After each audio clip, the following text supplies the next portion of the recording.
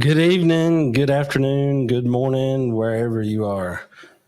This is Rapido Live. Today is September the 30th, and tonight we're going to continue to pester Jeff with as many questions as we can to see if we can break his brain. It has happened. It has happened. So it is possible. Yep. Yep. Good to be here. Couple of housekeeping notes thing that I wanted to get out of the way first. Number one, I wanted to say that a very good friend of the show, John Marks, is still having some health issues.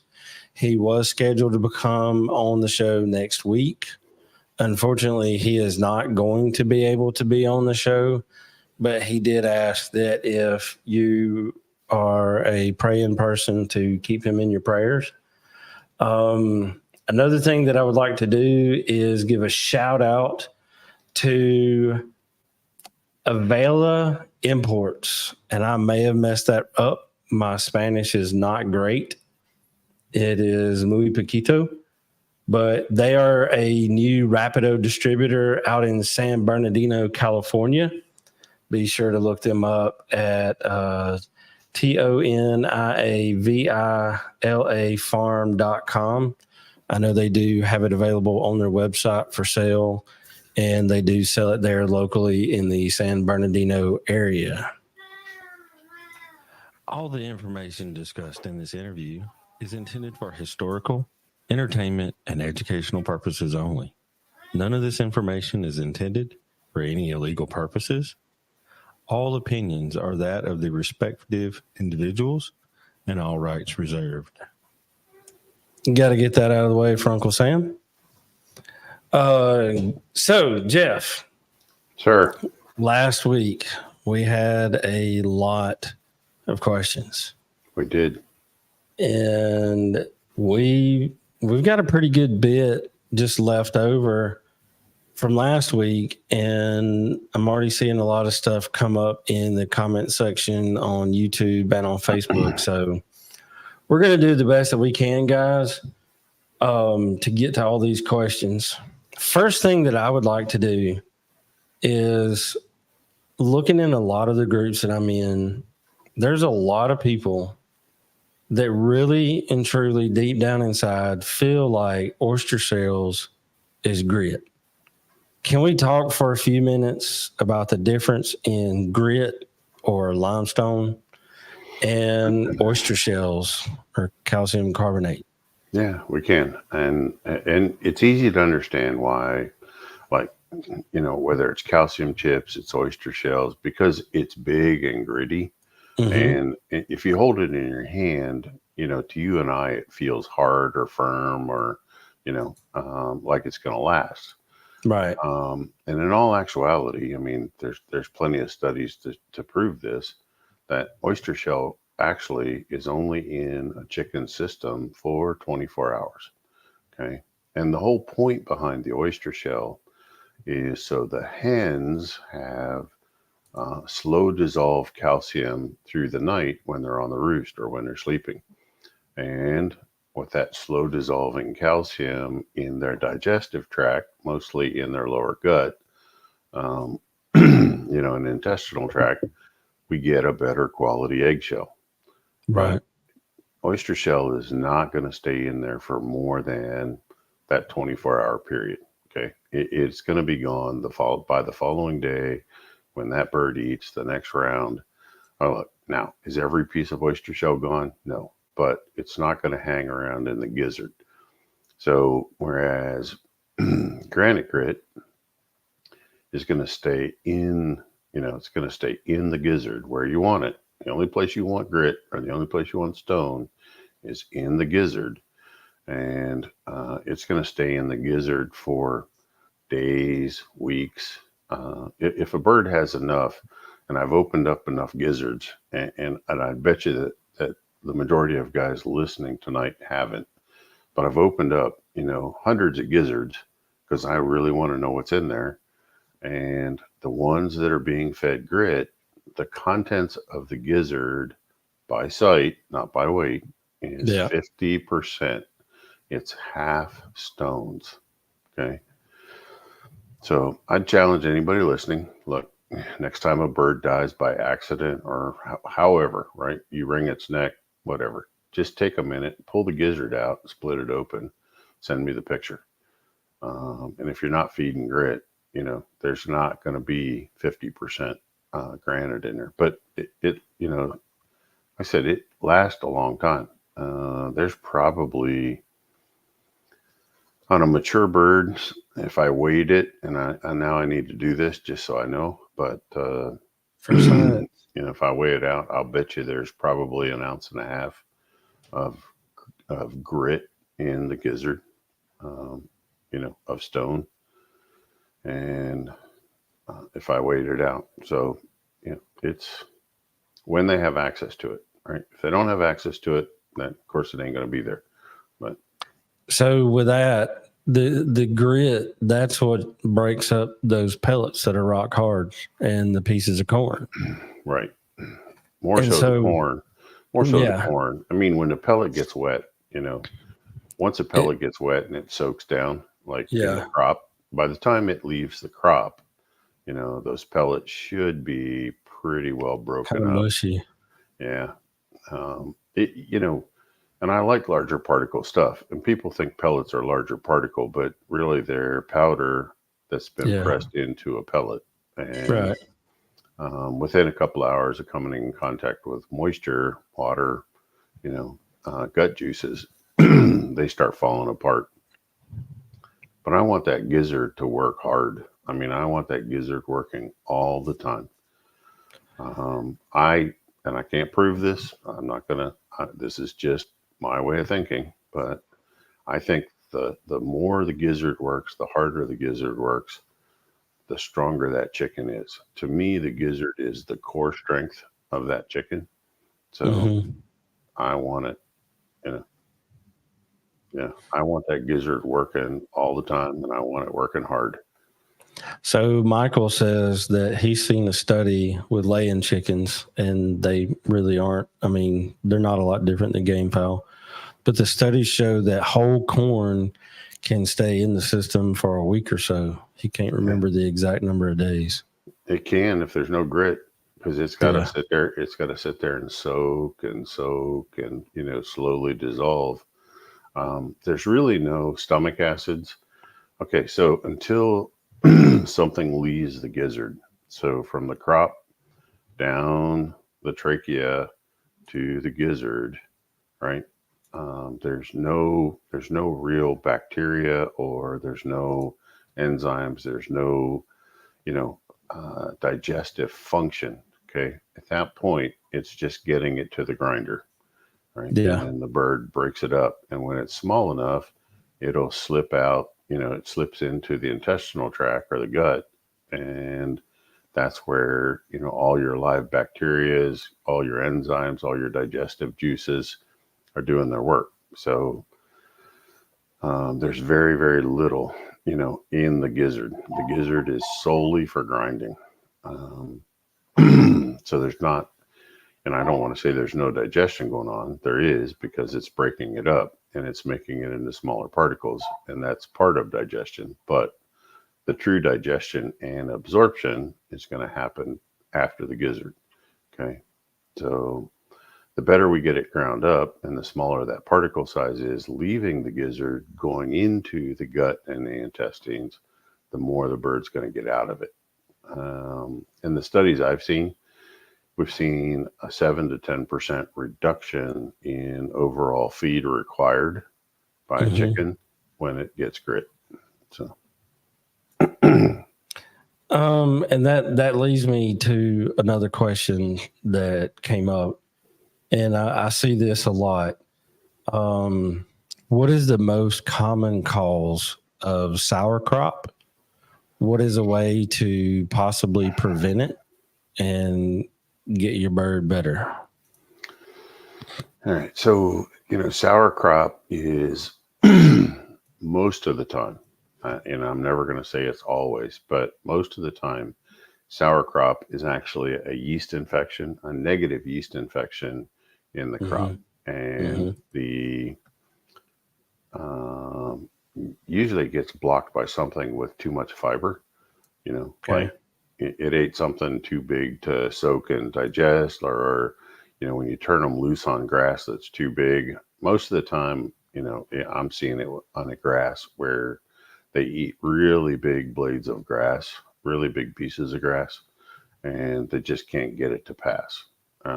Then everything gets bunched up there, and the yeast, um, and believe it or not, whether you have probiotics added or not, the grains coming in out of the field these days have a term that we call wild yeast. So there's a naturally occurring yeast. There's many naturally occurring yeast cells out in nature, Right. but we're finding these are coming in at harvest time with the grains, and the spores are already on the grains coming in, and so those yeast will get activated by moisture, and that's triggering sour crop.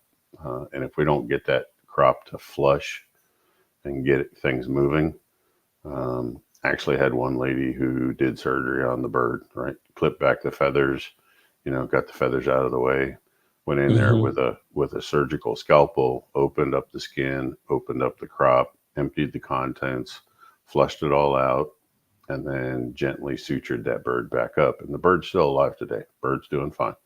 But you got to love a chicken if you're going to do surgery on it like that. But it's, but the longer That was the last survivor of their bloodline, and they needed some more eggs.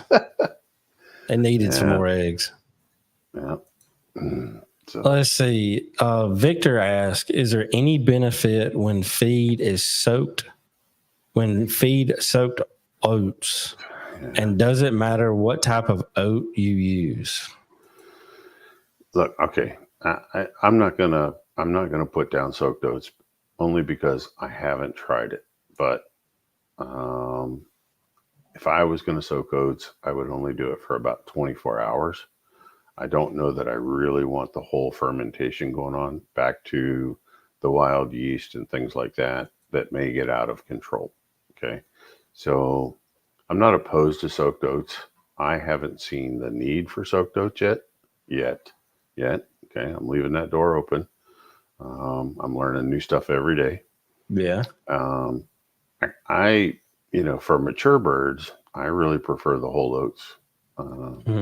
And they can be dry, in everything I recommend, they're just dry whole oats.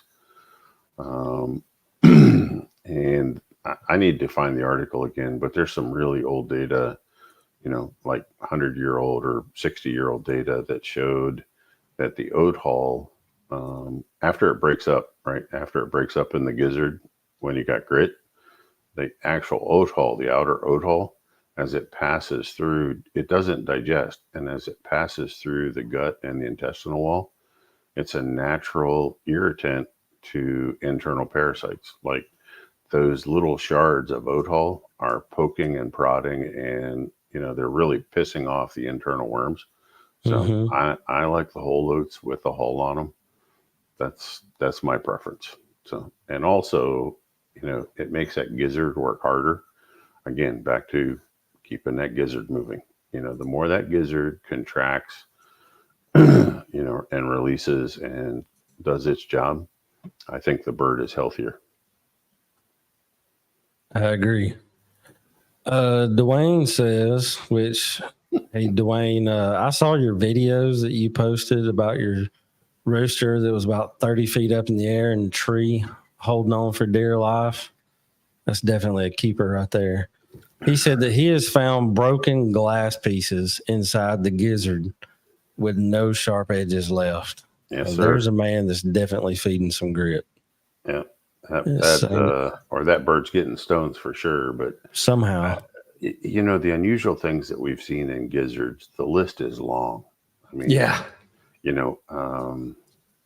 I saw there was a roofing repair job in Illinois and the guys dropped a box of sheet metal screws when they were hanging the roof, and they didn't get them all. And when the pullets came in the barn, they saw those shiny screws, and they were all like They went half inch or crazy. 3/8. Yeah, they cleaned them right up, right? And you know, um, I've got pictures of a turkey gizzard with a 20-penny nail that it grew around it, right? The nail punctured the gizzard because the gizzard kept working, but there's a 20-penny nail sticking out of a turkey gizzard. Um, I've seen turkeys pick up 22 rimfire bullets. Yep. Yeah, so they will find something hard to go to fill that gizzard and grind feed. There's no doubt about it. So we used to have an above ground pool, and with that you put 6-8 inches whatever of sand, and my mind says, hey, sand mix a little peat moss, that's a good spot to put a grow out pen. So I put a 10 by 20 grow out pen on top of that. And I mean, these birds are in there for a few months, and then I go in there and I start seeing chunks of glass, all kinds of crap. And I'm like, where in the heck did this come from? But those birds, they're natural scavengers, and man, they were digging all in the dirt. You just about can't see a whole lot of the sand now because they've mixed so much of the dirt that was up under it in with it. Yeah. Now, Victor wants to know, is the Tractor Supply grit correct grit? Is it the correct grit to use? I don't know. I haven't been to Tractor Supply, so I don't really know. Mature birds should be getting what we call layer grit. And if you're using cherry stone, I think it's number 3. And then pretty much all you need is grower grit and layer grit is the 2 different sizes. So, yeah, I mean, if Victor sends me a picture of the bag, I can tell him. But I was going to say, I do. I like to go there on occasion just to walk around because I have one really close to the house. And some of the grit that they have is more of a reddish type. And Victor, I will tell you that my birds, I don't know if it's because they're bougie or what, but they don't really like the red grit. So what I've started doing is ordering Vermont grit online, and I can get it with free shipping, and it comes in. It's like a gray, silverish type color. It's real bright, and they use it a lot more than they would use the red when I was getting it. Sometimes you will see the lighter color grit, the limestone grit at Tractor Supply, but it's a color thing for them. So there's that. Let's see. The Tractor Supply grit is crushed, Dwayne says. Most of the grit that they have there is for chicks because they sell a ridiculous amount of chicks. Yeah, the only thing I've ever seen is the little bag of Mana Pro, the 5-pound bag of Mana Pro chick grit or pigeon grit. That's all I've ever seen there. So, but I've heard stories that some Tractor Supplies have started carrying bigger bags, 50-pound bags, of crushed granite. So the one in this closest to my house don't, but I have one that's about 30 minutes away that they do carry the crushed granite. Here's our buddy from Guam.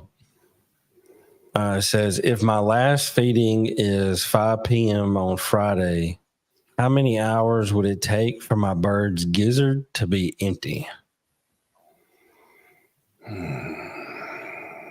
And that's a loaded question because it is, and it depends on what you're feeding. Right. I was just going to say, I don't know everything in his feeding program. I pretty much count on empty at about 14 hours. It can be as early as 12, and I have seen it as late as 16. Depending on how much fiber's in there. Mm-hmm. There's a lot of things that factor into, getting a bird truly empty. But I would say 12 to 14 hours is probably right. Yeah. But they're probably not getting a whole lot of water in that time frame from 5 p.m. for the next 12 hours. So it could be a lot slower. So there's not a perfect answer to that without knowing the amount of fiber in the diet and everything else that's going into it. So, because it's got to have moisture to flush. And if we're restricting moisture at that point, it could hold on a little longer. But I've seen 12, or at least I've seen is 12 hours to a flush. And I've seen 16 and 18 hours to get it out of there. Now, Jeff, he says that he uses your formula. Okay. It should be 12 to 14 hours. Okay. Let's see. Yep. He's that's one of Jinjin's students. Yep. Yeah. All right. He's a good one too. Yeah, he is. I like him. He's a really nice guy. Another question that I've seen that's come across a couple of times is, should I get rid of worm pills that are expired? I don't know that they really expire. Okay. So the FDA, USDA, the FDA, and all those governing agents require the drug companies. They require an expiration date, and they won't let it go more than 2 years. Okay, the longest you can put an expiration date is 2 years. But to my knowledge, the active ingredients in wormers does not truly have a shelf life. It'll last, I would say, probably more like 4 years at least. Okay, it doesn't. As long as you kept it dry, out of the sun, you keep it dry, in its packaging. It's going to be good for probably close to 4 years or 5. Maybe even stick it in a freezer. Yeah, but people need to know that expiration dates are made up, in a lot of cases, are a made up number that have been forced by Food and Drug Administration. Well, I've been doing a lot of research lately about freeze drying stuff. And if you sell freeze dried candy or anything, you got to comply with your local laws, and most of them require an expiration date within 2 years, like you said. Yeah. But when you look at freeze drying from a prepping standpoint, people are talking about, I do this to make it last 20 to 25 years. So okay.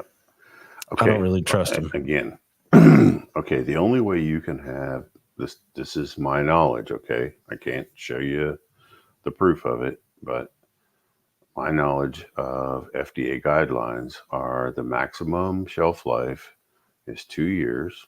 Okay. The only way you can get a longer shelf life or a longer expiration date is you have to prove it to them through repeated studies and have it tested by a third-party lab that the active ingredients or the quality has not deteriorated more than, I think, 10%.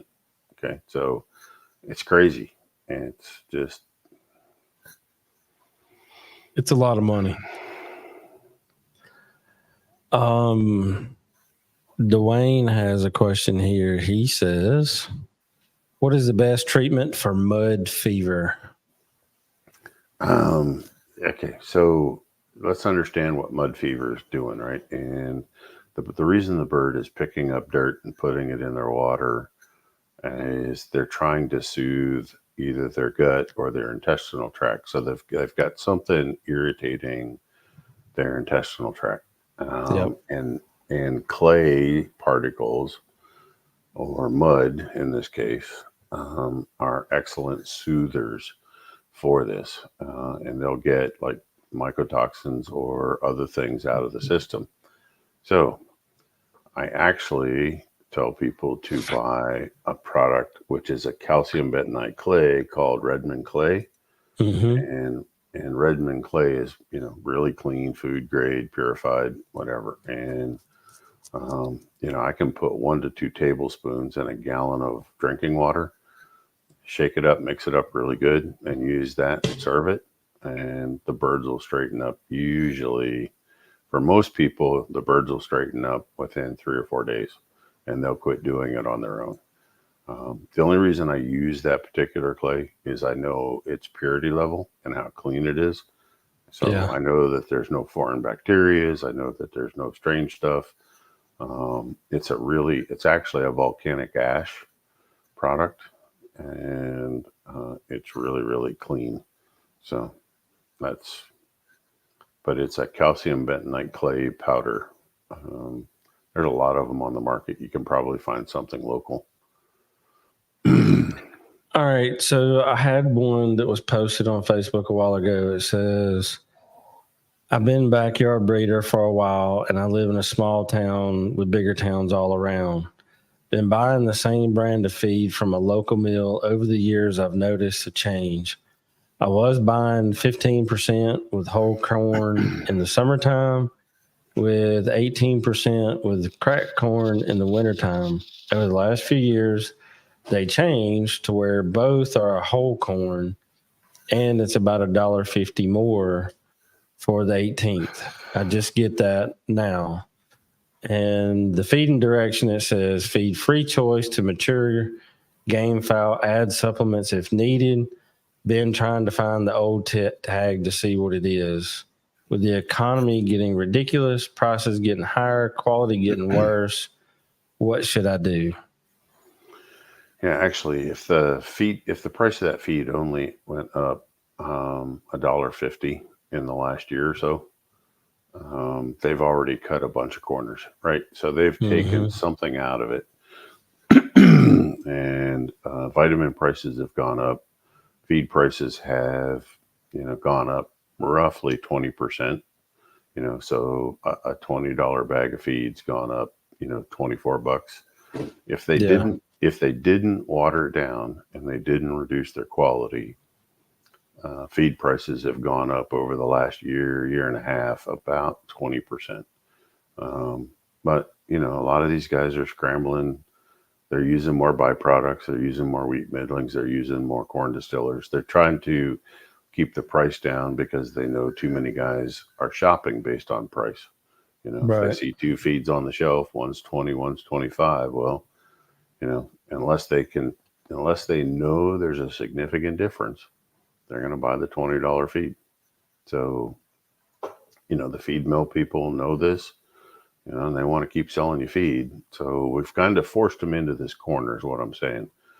Yeah.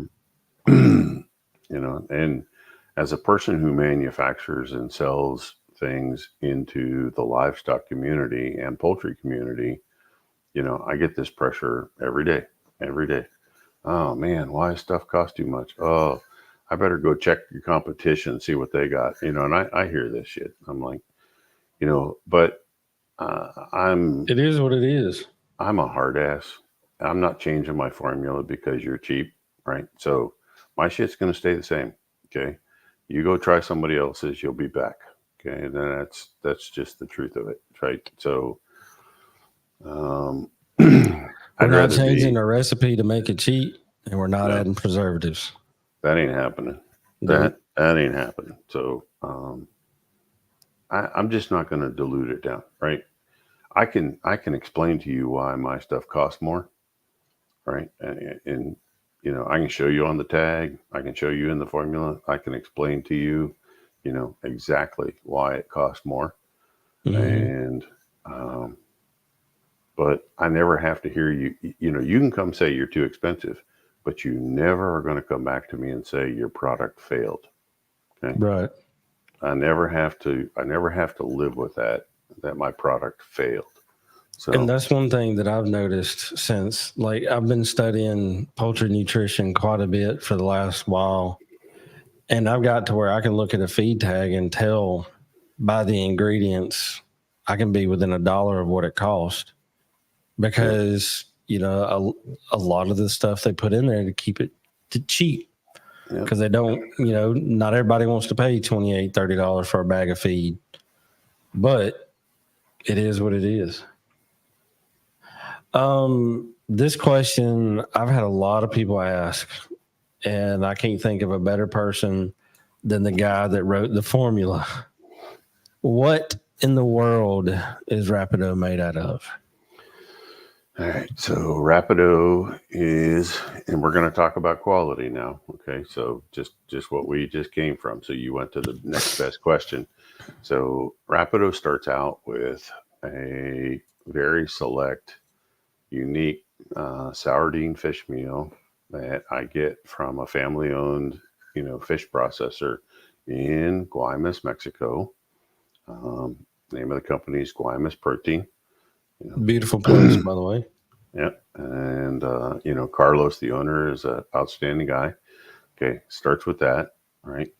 I'm putting kelp meal into that. I'm putting really high vitamins into that. I'm adding the lysine, the methionine, the probiotics, so there's no room actually, and you and I've talked about this.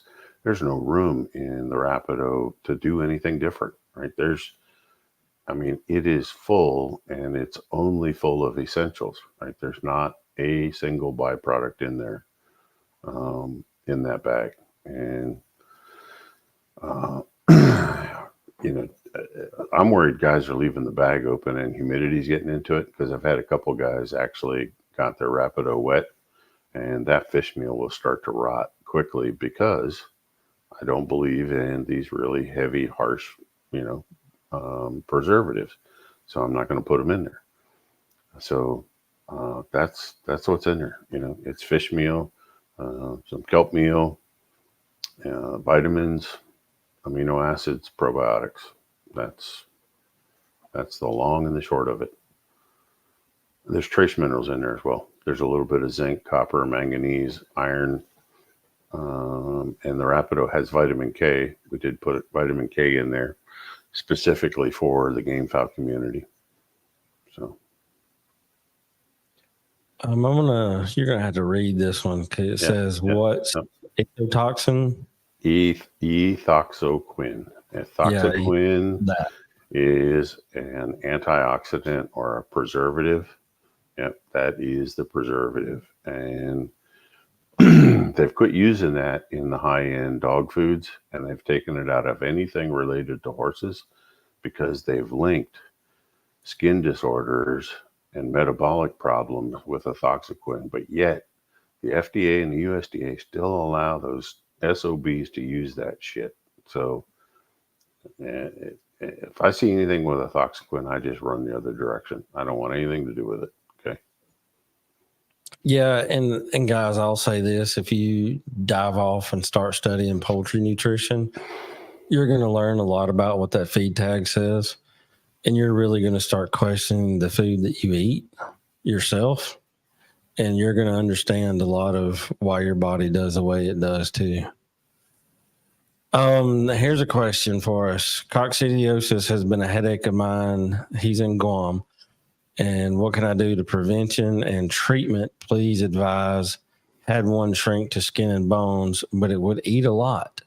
Wormed him, game him some sulfa stuff from Philippines, but no luck. Buttermilk. Yeah, I don't know. I don't know if Alana Joy's tried the milk or the buttermilk. I've had really great luck using milk, and you just offer them what they'll clean up in about an hour. Just whole milk, okay? Just whole milk. Don't overthink it. Doesn't have to be raw. It doesn't have to be goat, but it can be. It can be, but I just need whole milk. And usually you have to run that about 5 to 7 days. You can also use it with your chicks as a prevention. And it works as good as anything I've seen. So it just takes a little bit more work. For me personally, when I hatch out chicks, which I don't drink whole milk. To me, it's not good. I like that watered down stuff, but I'll get the whole milk for my chickens. And day 1, 3, 5, and 7, I'm giving them some milk in the brooder. I've got some small waters that I put so I can space them out when I'm hatching my chicks. And one of them has milk in it. And I do that every other day for the first week. And I don't put food on the ground of any kind, and I keep my brooders clean. You turned me on to peat moss, and that's been a game changer. I'll put a couple inches of peat moss. I can brood birds, even Cornish, for 2.5, 3 weeks on 2 inches of peat moss. And then I take that peat moss and I pile it up. And then when it's time to plant a garden, I have some really good dirt for my garden. Yeah, he's not going to get peat moss in Guam. Yeah, he's not getting that in Guam. But the next best alternative would be a ground coconut core. So there probably is easy access to ground up, coconut core. Yeah. Because we're using more and more coconut core here as a peat moss replacement in potting soils. So I was going to say, he could probably go to a lawn and garden place and find some, right? Yeah, I would think so. But yeah, not peat moss. I mean, the price of peat moss in Guam would be astronomical. So that's not going to work. But. Yeah. Alan McGee says, and I love this, cheap rooster, cheap feed cost the most when you need to count on them. Amen. 100%. You can't get out more than you put in. I pay $50 for 50 kilos here in the Philippines, but it's just best formula. Oh, there you go. Yeah, I know where he's getting it, and that's he's got it. He's been feeding that now over 6 months, probably coming up close to a year, and he hasn't told me it didn't work, and he didn't tell me it was a bag of shit. So, and Peter would. I know Peter. Peter would tell me. Yeah, and he says he keeps doing it, so he's not going to keep paying $50 for a bag of shit either. Nope. Do you stop feeding them when you give them the milk, or do you mix it with their feed? Personally, I do not mix it with their feed. It goes in there. They'll drink it or they'll drink water. Yeah, it's a free choice thing. I like to put it in its own either pan or drinker or bowl or something like that. And, like I said, whatever the group will clean up in, an hour and a half. And you're not really going to overdo it, but you don't need to do it every day. You only do it every day when you're treating coccidiosis or necrotic enteritis.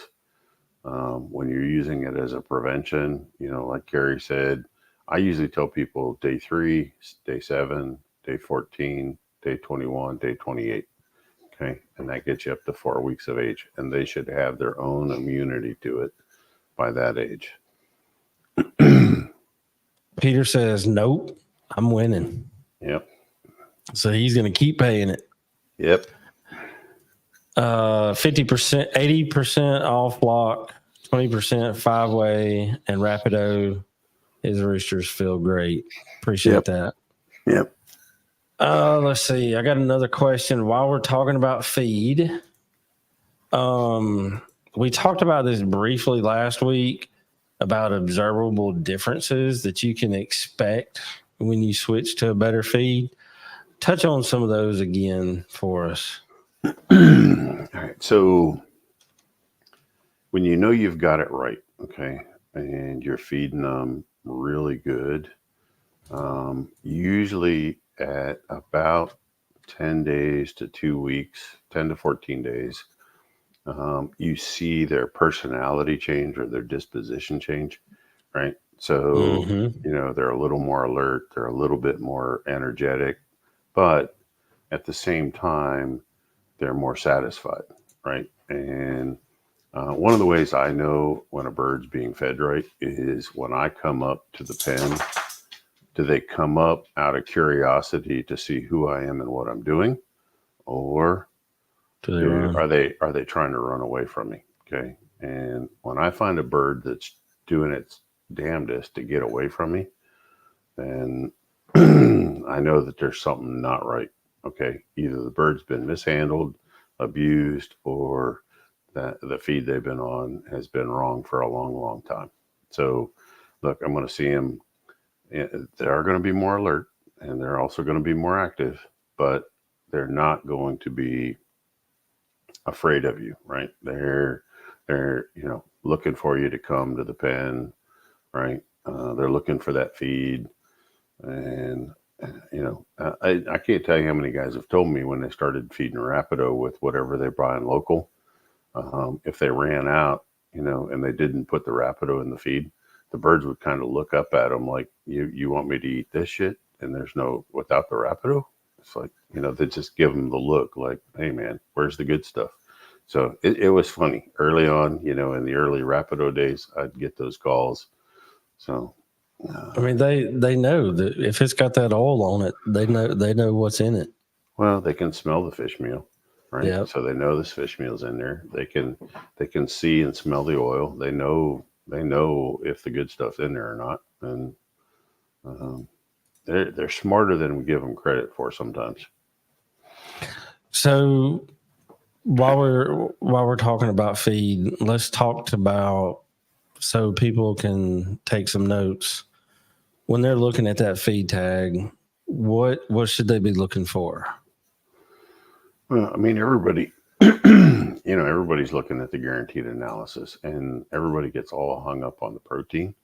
Mm-hmm. And I get it, right? And protein's important, but more important is those amino acid levels, right? And a lot of the guys have already heard me say this, but when I'm looking at a tag, I see guys feeding like a 22% protein and they think that's right when it's not really right. Okay. The bird, I got a good friend of mine in Eastern Kentucky and he's feeding a 16%, but we got the lysine up above 1%. We're running at like 1.1, 1.2 lysine. And we're running the methionine at close to 0.5, and we're running the threonine at 0.75 to 0.8, right? And the birds' bodies, performance, and everything, they act like they're feeding a 20%. Okay, simply because we got the amino acids right. Okay, it's not. All right, folks, listen. It takes 3 or more amino acids to make one protein. Okay, so amino acids make proteins. They form proteins. So the more correct the amino acids are, the less actual protein the bird needs. And it's not just you're eating it out or manuring it out the back end, right? It's getting more out of what it's eating. And that's what we want. Okay, so you got to focus more on those amino acids. So at least a 1% lysine minimum, at least a 0.45 methionine minimum. Most tags don't even tell you, a lot of tags don't even tell you that. I'm looking for a fiber at 5. I want a fat at 5 or higher. 5 to 7, fat is where you want to be. Then I go down into the ingredients and I hate a tag that says grain products, grain protein products, processed grain byproducts, things like that. So you have no idea what's in that feed. Okay? Yeah. Not what grain? Right. And What it can kind? change. It can change from day to day. Right. So if they get a cheap buy on barley, well, they're taking out the corn. If they get cheaper corn, they're taking out the oats. If they get cheaper, right, they're trying to save money, right? And they're trying to make this least cost formulation. So I would definitely go with a feed tag that says, corn, soybeans, wheat, oats, Barley. right? Something that it's basically like a full disclosure. And there's not a lot of feed mills out there doing this.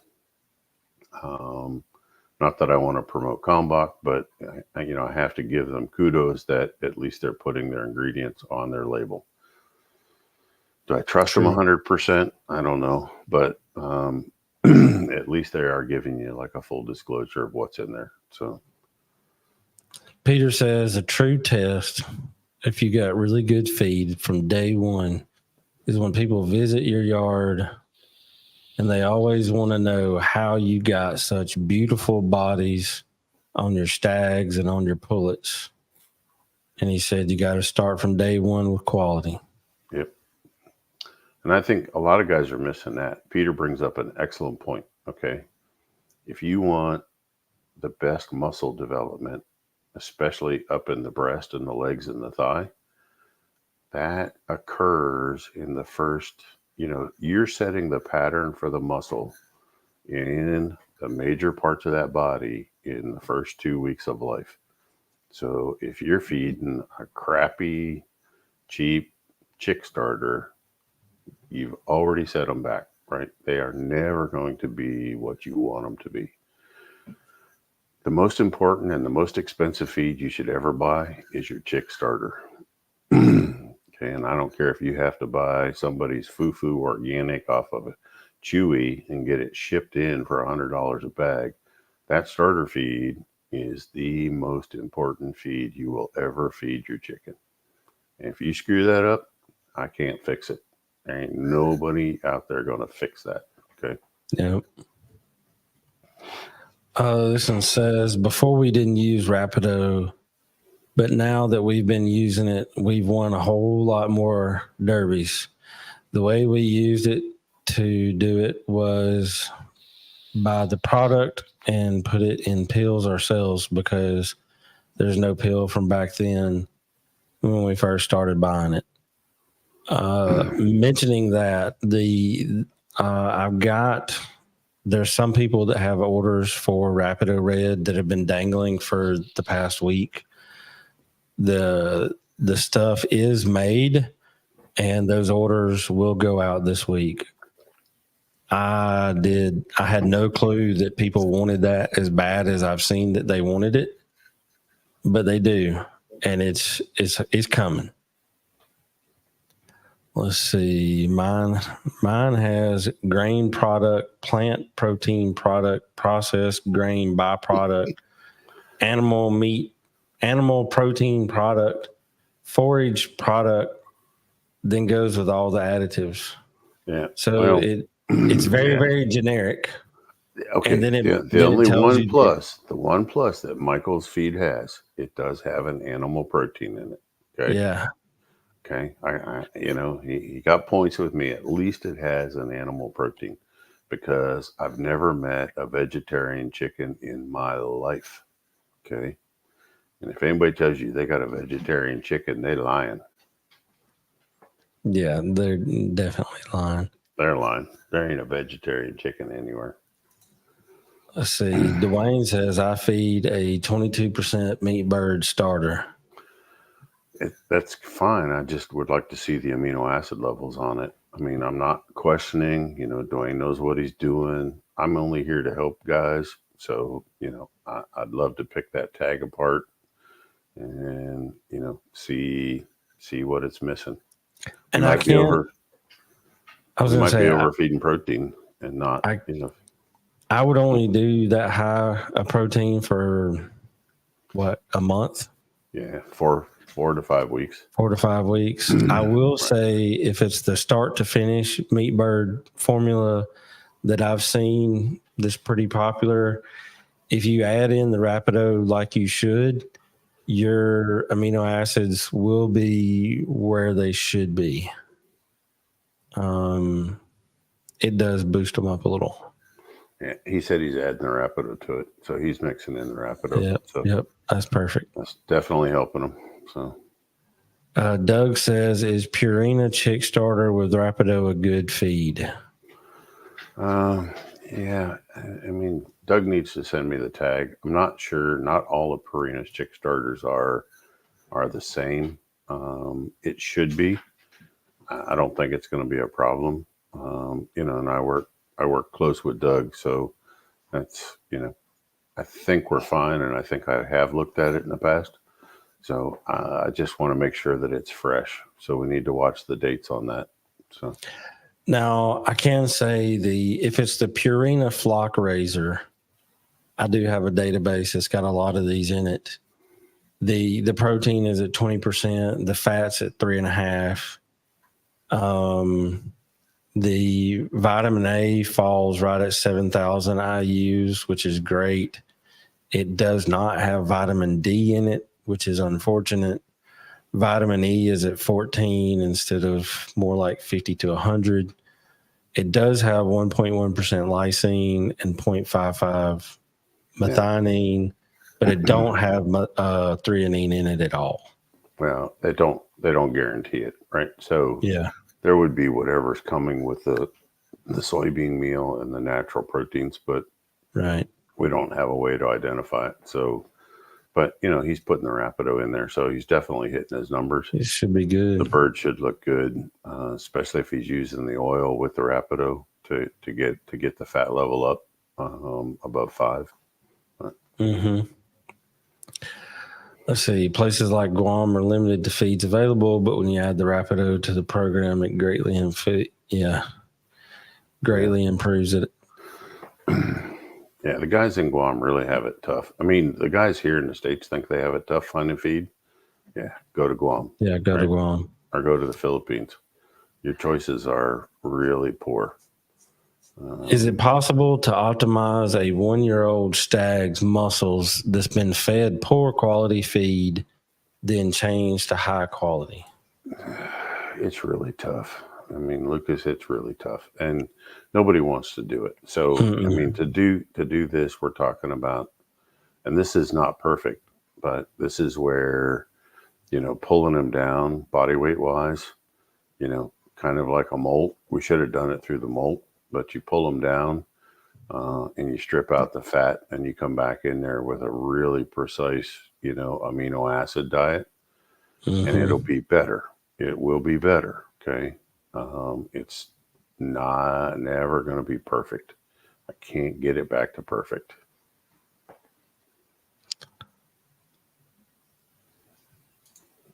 What do you think about giving chicks turkey starter? The protein is 30%. Is that too much protein? Yes. Yeah. You might could get away with it if you do it for less than a week. Yeah. But I could probably do 2, right? Yeah. I wouldn't go past 2 weeks. Yeah. For sure. You don't want to go more than 2 weeks on that. But I think the reason that he says that is because if you look at a lot of turkey starter, the amino acids they're there. They're there. The protein's a little high, but if you're doing that for a couple of weeks, then you'll be all right. Yep. Fed a starter Jeff formulated this year for the first time. If you can get it, I definitely recommend it. I know somebody that'll ship it to you.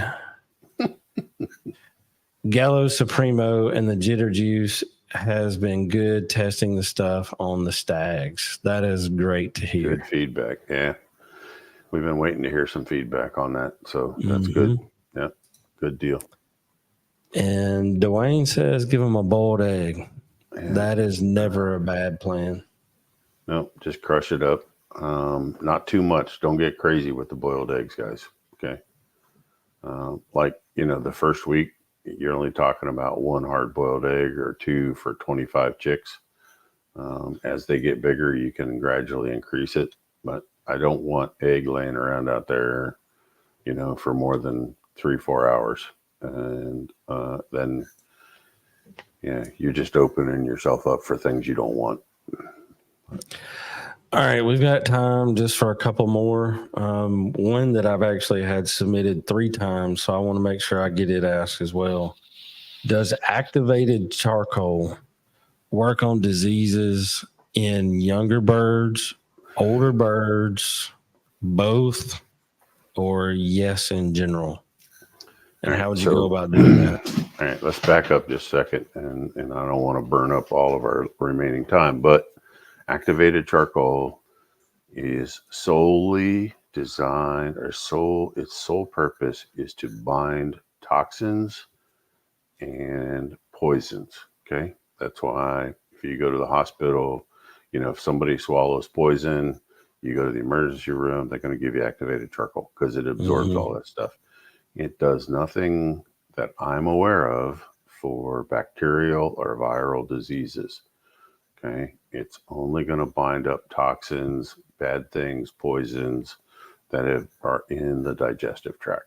Okay. It's not, I hear these anecdotal stories, old wives' tales a lot that, charcoal or humates or these things will, work against bacteria and viruses but no, it goes in there and it acts like a sponge and it attracts and absorbs, poisons in the digestive tract is really what it's doing.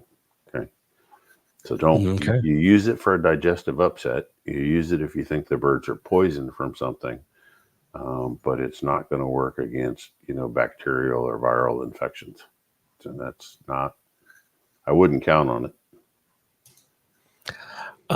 With tie cords and the 4x4 pins for living space, with good quality feed, can the muscles stay optimized? You need to rotate them from the tie cords to the pens pretty frequently to keep the muscle tone up. And then you should be alternating the cord from leg to leg, so that you have a balance on, so that the muscle is balanced on both legs. You don't want to stay on one leg too long. But the longest I would go is 2 weeks, right? 2 weeks in the pen, 2 weeks on the cord. You can go longer on the cord. You're going to get better muscle in the cord than you are the pen. But I think it's important to rotate them as much as you can. Get them out of those pens. The pens don't give you the muscle. Yeah, you're not getting it out of there. I like a 6-foot tie cord. Yeah. And for me, like, I take care of and I spend time with my birds every day, but I do my chicken chores on the weekend. And every weekend, one of those chicken chores is swapping the leg. That way I handle my birds. I see how their body feels, see how they're doing, check them out, make sure they look good. And while I've got them in my hand, I'll take it off one leg, put it on the other, drop. Well, all the birds that go from left to right, then right to left every week. I'd like to see it done weekly. Like I said, I wouldn't go longer than 2. Yeah. Let's see. Doug says that he's been giving his stags all flock free choice in feeders soaked oats and scratch with Rapido added. And they're some of the healthiest and best looking in 47 years. Yeah. I've been working with Doug for probably close to 3 years now. So I was going to say, he's still a diehard for the everything. soaked oats. He is. He's been doing it 47 years, so he's still going to use the soaked oats no matter what I tell him, and that's fine. But if it ain't broke, don't fix it. Right. But yeah, we've been working on his formula for a while now. So, all right, guys, we're at our time. I appreciate everybody tuning in. I enjoyed it. Lots of good questions. Stay tuned. We may have a surprise for you next week. In the meantime, I will see y'all in the comments. Thanks, everybody.